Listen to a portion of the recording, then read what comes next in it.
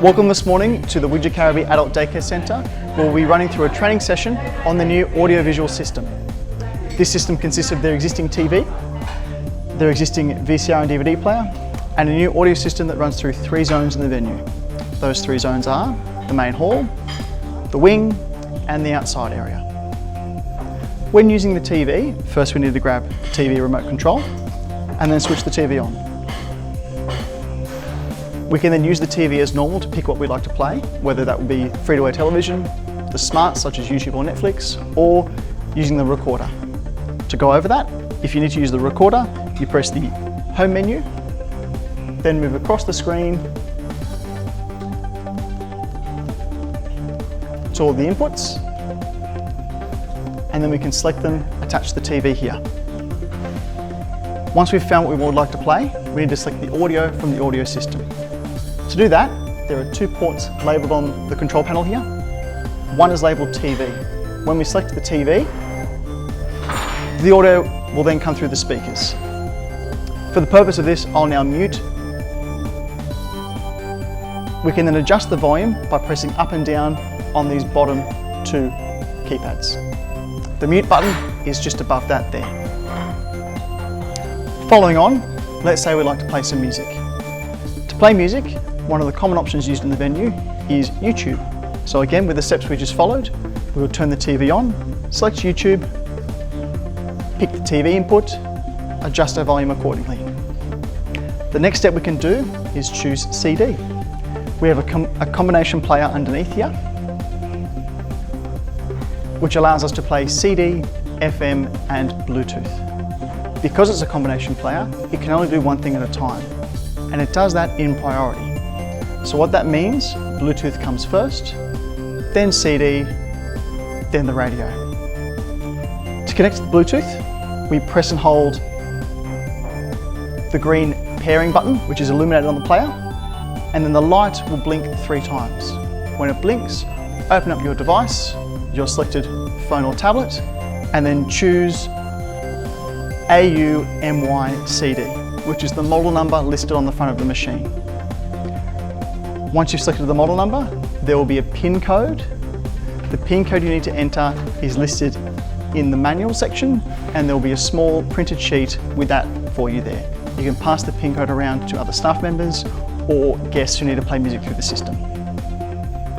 If you're not playing Bluetooth, you would insert your CD into the machine, and then using the navigation keys on the front, select play, pause, stop, or the track you wish to use.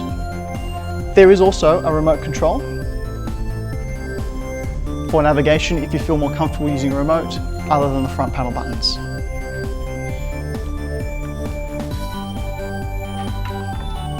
For the radio, the same is true. You would select your radio station of choice by turning the navigation dial, just like you would in a car stereo or your home stereo. It will range from 0.5 increments from 88 up to 110. You can then select your station you wish, and it will tune in automatically and adjust your volume. Now, when we want to use this machine here, on our control keypad, instead of going to TV where we were before, we simply press tuner, which is the top option. So the 2 options we need to pick in summary for the system are tuner at the top or TV at the bottom. We then adjust our volume through here and mute through here. Within the venue, there are ceiling speakers spread evenly throughout both the main floor and the wings. That's designed to give soft, even background coverage for all patrons inside the venue. Now, in light of that though, there will still be some that cannot hear or have difficulty hearing with the extra volume level from these speakers. For those, there are these devices from Listen. These are assisted listening products. They talk back to a transmitter, which is just behind me, and that transmitter will click onto these receivers. The receiver would sit either on the belt of a person or on a lapel, and they're attached with 2 accessories. We have a neck loop, which is designed to work with those that require hearing aids with a T-coil. That loop attaches into both ends and will hang over the top. That will allow them to pick up through their hearing aids the assisted listening system instead of using the speakers in the room. For those that don't have hearing aids, or maybe you're a bit too stubborn to get hearing aids, there is instead an earpiece. The earpiece will connect into either hole, it doesn't matter which one. And from there, the earpiece is an over-ear clip-on. So that means you'll just place it over the ear itself and clip it into place. To turn this on, there is a small button on the top. Press that button and the unit activates. You can adjust volume up and down on the face here.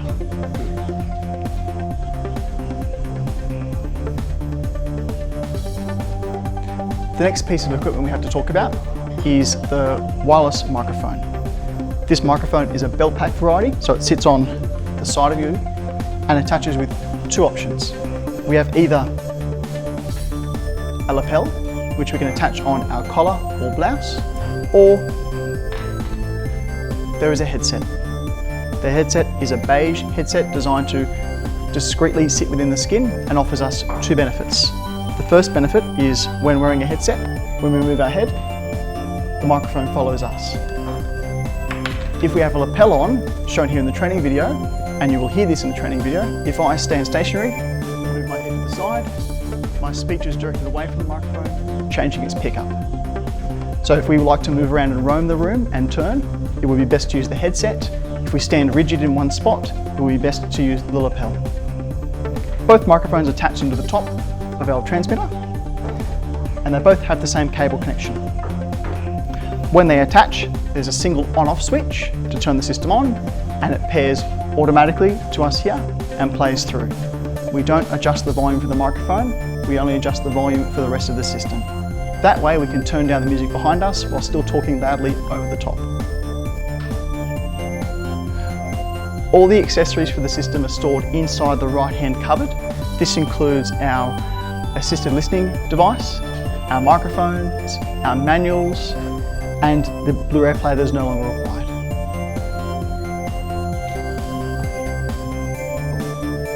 And then let's go over the sidewall. Since our system operates in three areas, the main area is the master zone. When we adjust the volume, we adjust all three together. We can, however, choose to eliminate the wing and the outside if you want to have separate activities, or if we would like to keep things quieter in those spaces. To do so, we have these two dials. Each are labelled for the independent areas. On the left is zero volume, and on the right is maximum. So left, right. They move in ticks, and there are 10 ticks to the dial. When they're on maximum, the volume level is identical to the main hall. Anything underneath maximum means you're reducing the volume level to those areas. Mostly you'll have the volume set to either on or off, and on rare occasions you might have it quieter in this area.